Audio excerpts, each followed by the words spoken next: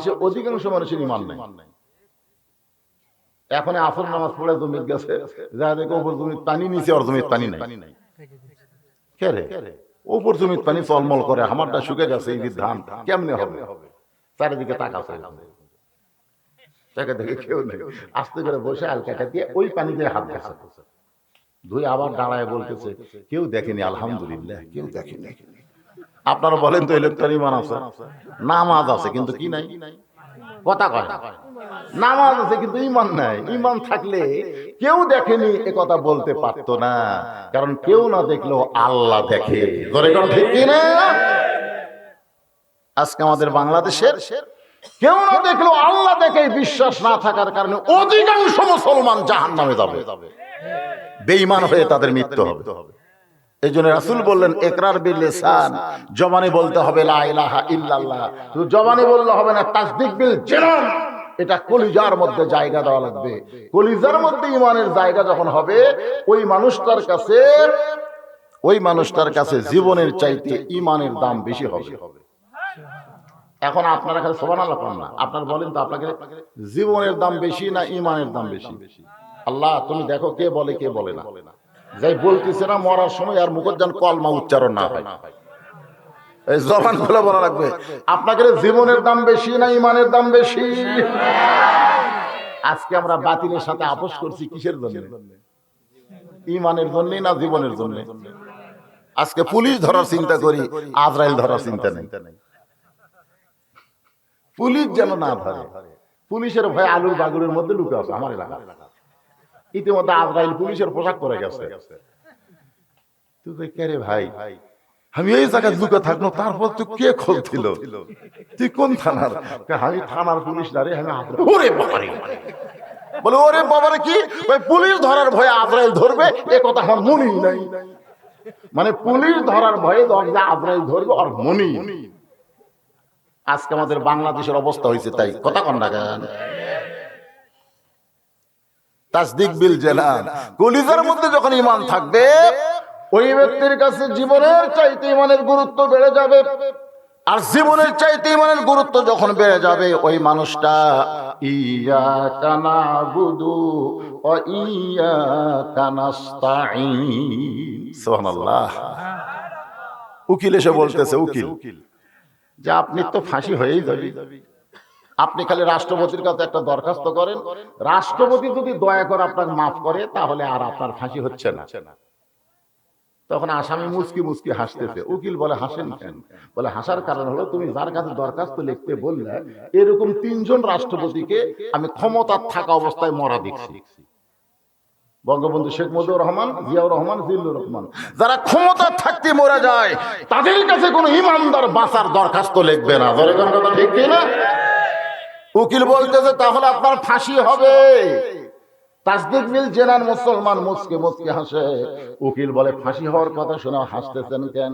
তখন আসামি কোরআন থেকে আয়াত তেলাওয়াত করতেছে, ওয়ালা তাকুলু লিমান ইউকতালু ফি সাবিলিল্লাহি আমওয়াতুন বাল আহইয়াউ ওয়ালাকিন লা তাশউরুন।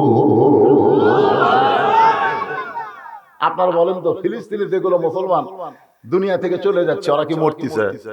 আপনাকে কি ধারণা?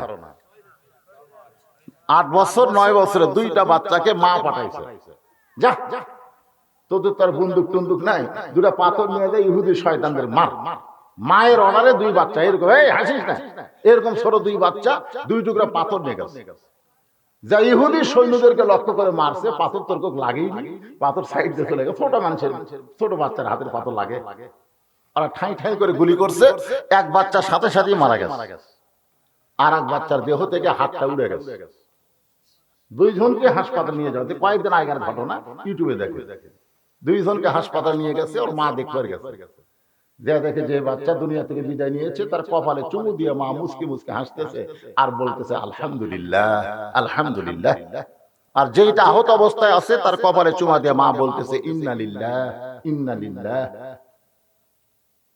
তো সাংবাদিকরা ধরছে যে মা আপনি কি পাগলি হয়ে গেছেন নাকি? যেটা মারা গেছে সেটার ব্যাপার আপনি ইন্নালিল্লাহ পড়েন, আর যেটা বেঁচে আছে সেটা আলহামদুলিল্লাহ পড়েন। একটা হাত নাই কিন্তু বেঁচে তো আছে। মা বলতেছে তোমরা যাকে মৃত্যু বলতেছো, যদি তোমাদের ঈমান থাকতো তাহলে তোমরা তাকে মৃত্যু বলতে না, কারণ আল্লাহ বলেছে আমার জন্য যাদেরকে হত্যা করা হয় তাদেরকে তোমরা মৃত্যু বলো না, বরং আমি আল্লাহ বলতেছি তারা জীবিত।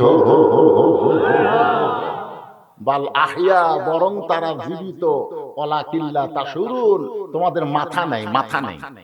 এই কারণেই তোমরা বুঝবার পারতেছ না। আজকে যদি এই বিশ্বাস আমাদের থাকতো, বুখারী শরীফের হাদিস, কি শরীফের? মা আহাদান, আনাস থেকে বর্ণিত, আনাস ইবনে মালিক রাদিয়াল্লাহু থেকে বর্ণিত, মা আহাদান ইয়াদখুলুল জান্নাতা ইহুব্বু আন ইয়ারজি ইলা দুনিয়া ওয়ালাহুম আলাল আরদি মিন শাইইন ইল্লা শাহীদুন ইয়াতামান্না আন ইয়ারজি ইলা দুনিয়া ফায়ুক্তাল আশারা মাররাতান লিমা ইয়ারা মিনাল কারামাতি, রাওয়াহুল বুখারী কিতাবুল মাগাজি। আল্লাহ রাসূল বলেছেন একদল লোক জান্নাত পাওয়ার পরেও, তা সাধারণ জান্নাত না, জান্নাতুল ফেরদাউস, জান্নাতুল ফেরদাউস পাওয়ার পরেও এরা দুনিয়াতে আসার জন্য ছটফট করবে। আল্লাহ বলবেন ফেরে বান্দা, দুনিয়াতে শহীদ হওয়ার কারণে আমি আল্লাহ তোদের জান্নাতুল ফেরদাউস দিলাম, এরপরেও তোরা আবার দুনিয়াতে যাবার চাস কেন? তখন তারা বলবে আল্লাহ শহীদ হওয়ার সময় যে মজা আমরা পাচ্ছি জান্নাতের মধ্যে সেই মজা নাই, আমরা আবার দুনিয়াতে গিয়ে বাতিলের বিরুদ্ধে লড়াই করব, বাতিলের বিরুদ্ধে আপোষ করব না, বাতিলের বিরুদ্ধে লড়াই করে আশারা মাররাতান, কম করে হলো 10 বার আমরা শহীদ হব, তারপরে জান্নাতে আসবো। সুবহানাল্লাহ বলে। আল্লাহ রাস্তায় জীবন দেওয়ার মধ্যে মজা আছে না? যারা দিছে তারা বুঝতেছে, কিন্তু আমরা দেইনি তো। আমরা জীবন বাঁচার জন্য বাতিলের সঙ্গে আপোষ করে বসে আছি। কুল জাল হক ওয়াসাহাকাল বাতিল ইন্নাল বাতিলা কানা যাহুকা। সুবহানাল্লাহ বলে। তাসদিক বিল জানান, কলিজার মধ্যে ঈমান রাখা লাগবে। রাজি আছেন? 3 নম্বর হলো আমল বিল আরকান, ঈমান অনুযায়ী আমল করা লাগবে। ঈমান অনুযায়ী যদি আমল করতে চান, যত আমল দুনিয়াতে আছে তার মধ্যে 1 নম্বর আমলের নাম হলো নামাজ। জোরে কোন 1 নম্বর আমলের নাম কি? জোরে বলা লাগবে। মসজিদের উন্নয়নে মাহফিল, 1 নম্বর আমলের নাম কি? যার নামাজ নাই, দেখছেন এটা ডাইরেক্ট কথা, লা সালাতা লা ঈমান, যার নামাজ নাই তার ঈমান নাই। এ কারা কারা মাগরিব এসে পড়েননি? এই কারা কারা? এই ছেলেরা এখন পিছনে এসে ভরে যাচ্ছে, কারা কারা মাগরিব এশার নামাজ পড়েনি? সাহস করে বলো তো দেখি।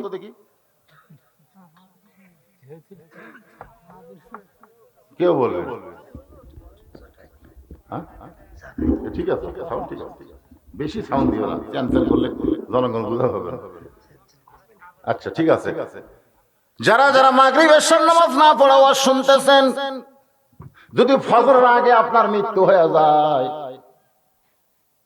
দুনিয়ার কত লক্ষ মুসলমান আপনার জানাজায় হাজির হলে আপনি জান্নাত পাবেন।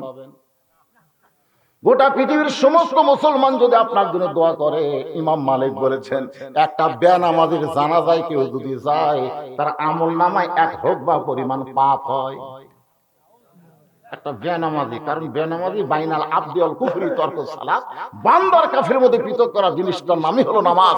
যে নামাজ পড়ে সে আল্লাহর বান্দা, আর যে নামাজ পড়ে না সে হলো ডাইরেক্ট কাফের, ডাইরেক্ট।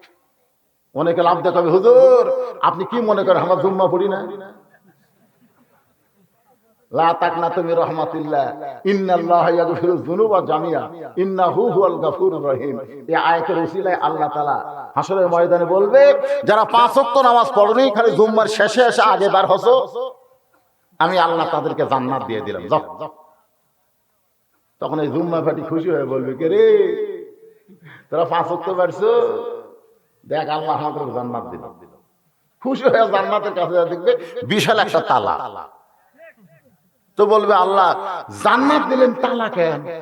আল্লাহ বলে চাবি তোর কাছে আছে, খুঁজে দেখ। ওরা চাবি খুঁজে দেখবে, একটা চাবি আছে, ওটা তালার মধ্যে ঢুকবি ঠিকই কিন্তু ঘুরবি না, ঢুকছে ঠিকই ঘোরে না।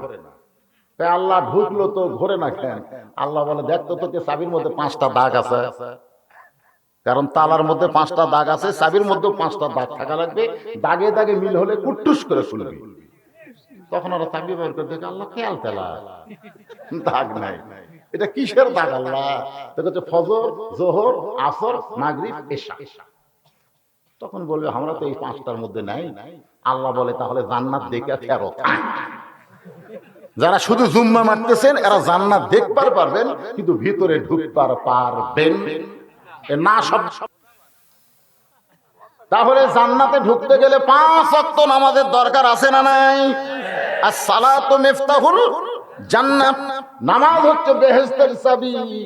রে যুবকেরা যারা এশা মাগরিব পড়েন নাই, আজকে নিয়ত করেন ফজর থেকে বাকি জীবনে একটা ওয়াক্ত নামাজ বাদ দেব না।